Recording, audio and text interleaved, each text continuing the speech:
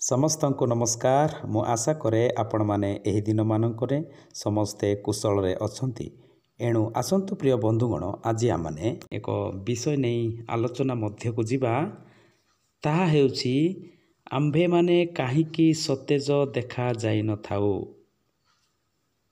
ପ୍ରସଙ୍ଗଟି ପୁନର୍ବାର ଆପଣମାନଙ୍କ ସମ୍ମୁଖରେ ରଖିବା ପାଇଁ ଚାହେଁ। ଆମ୍ଭେମାନେ କାହିଁକି ସତେଜ ଦେଖାଯାଇ ନଥାଉ। ମୂଳ କାରଣ କ'ଣ ଅଟେ ତାହା ମାନେ ପବିତ୍ର ଶାସ୍ତ୍ର ବାଇବଲରୁ ଆମେ ଧ୍ୟାନ କରିବା। ହଁ ପ୍ରିୟ ବନ୍ଧୁଗଣ, ଏହି ଧରାପୃଷ୍ଠରେ ଆମେ ସତେଜ ହୋଇ ରହିବା ପାଇଁ ସବୁବେଳେ ତ ପ୍ରାୟ ଚେଷ୍ଟା କରିଥାଉ। ଅନେକ ସତେଜରେ ରହିବା ପାଇଁ ଅନେକ ମେଡ଼ିସିନ ବ୍ୟବହାର କରନ୍ତି। ସତେଜ ରହିବା ପାଇଁ, ସବୁବେଳେ ସ୍ମାଇଲିଂରେ ରହିବା ପାଇଁ, ସବୁବେଳେ ଖୁସିରେ ଆନନ୍ଦରେ ରହିବା ପାଇଁ ମନୁଷ୍ୟ ନିଜକୁ ଅନେକ ଚେଷ୍ଟା କରିଥାଏ। ତଥାପି କାହିଁକି ମନୁଷ୍ୟ ନିଜ ଜୀବନରେ ସତେଜ ଆଣିପାରିନଥାଏ ଏବଂ ଅନେକ ଅର୍ଥ ସମ୍ପତ୍ତି ବ୍ୟୟ କରିଥାନ୍ତି। ତଥାପି ମନୁଷ୍ୟ କାହିଁକି ନିଜ ଜୀବନରେ ସତେଜତା ଆଣିପାରିନଥାଏ। ତେବେ ବାସ୍ତବିକ ସତେଜ ବା ଆମମାନଙ୍କର ଜୀବନରେ ଆନନ୍ଦ ଖୁସି କେଉଁଠାରୁ ମିଳିଥାଏ? ଆସନ୍ତୁ ପ୍ରିୟ ବନ୍ଧୁଗଣ, ତାହା ମାନେ ପବିତ୍ର ଶାସ୍ତ୍ର ବାଇବଲରୁ ଆମେ ଜାଣିବା। ଫିଲିପିଓ 4:4 ସର୍ବଦା ପ୍ରଭୁଙ୍କଠାରେ ଆନନ୍ଦ କର, ପୁନଶ୍ଚ କହୁଅଛି ଆନନ୍ଦ କର। ଏହା ହେଉଛି ମୂଳ କାରଣ।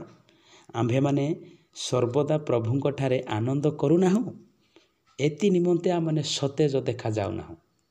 ଯେତେବେଳେ ଆମେ ସଦାପ୍ରଭୁଙ୍କଠାରେ ଆନନ୍ଦ କରିଥାଉ, ସଦାପ୍ରଭୁଙ୍କଠାରେ ଆମେ ମଜି ଯାଇଥାଉ, ଆମେ ସତେଜ ଦେଖାଯାଇଥାଉ।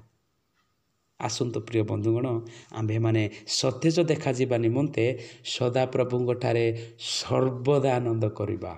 ତେବେ ଆମେ ସତେଜ ଦେଖାଯିବା। ଏଥିପାଇଁ ତେସଲୋନିକ୍ୟ ମଣ୍ଡଳୀରେ ପାଉଲ ଲେଖନ୍ତି, ପ୍ରଥମ ତେସଲୋନିକ୍ୟ 5 ଆପଣମାନେ 16-17 ପଦକୁ ପାଠ କଲେ ଆପଣମାନେ ପାଇପାରିବେ। ସର୍ବଦା ଆନନ୍ଦ କର।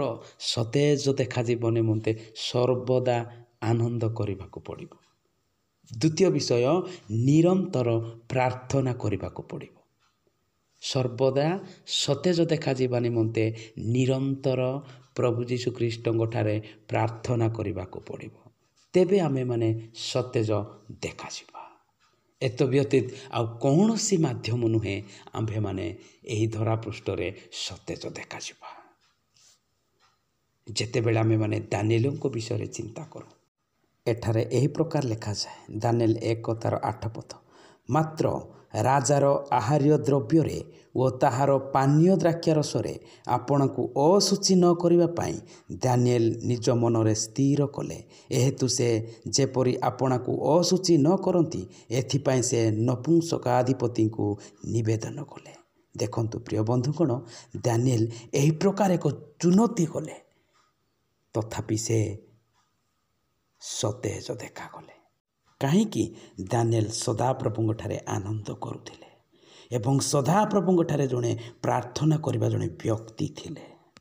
ଏଥିପାଇଁ ଜ୍ଞାନୀ ସଲୋମନ ଲେଖନ୍ତି, ଉପଦେଶକ 17:22 ଆନନ୍ଦିତ ହୃଦୟ ଉତ୍ତମ ଔଷଧ, ମାତ୍ର ଭଗ୍ନ ଆତ୍ମା ଅସ୍ଥି ସବୁକୁ ଶୁଷ୍କ କରେ।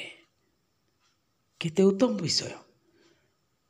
ଆନନ୍ଦିତରେ ସବୁବେଳେ ରହିଲେ ଆମମାନଙ୍କ ଶରୀର ପାଇଁ ଉତ୍ତମ ଔଷଧ ହୋଇଥାଏ। ଏକ ସଦାପ୍ରଭୁଙ୍କଠାରେ ଆନନ୍ଦ ନେବାକୁ ବୁଝାଏ। ଏଣୁ ସତେଜ ଦେଖାଯିବା ନିମନ୍ତେ ପ୍ରଥମ ବିଷୟ, ସର୍ବଦା ପ୍ରଭୁଙ୍କଠାରେ ଆନନ୍ଦ କରିବା।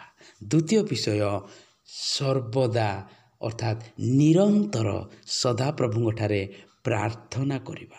ତେବେ ଆମ୍ଭେମାନେ ସତେଜତା ପ୍ରାପ୍ତ ହୋଇପାରିବା।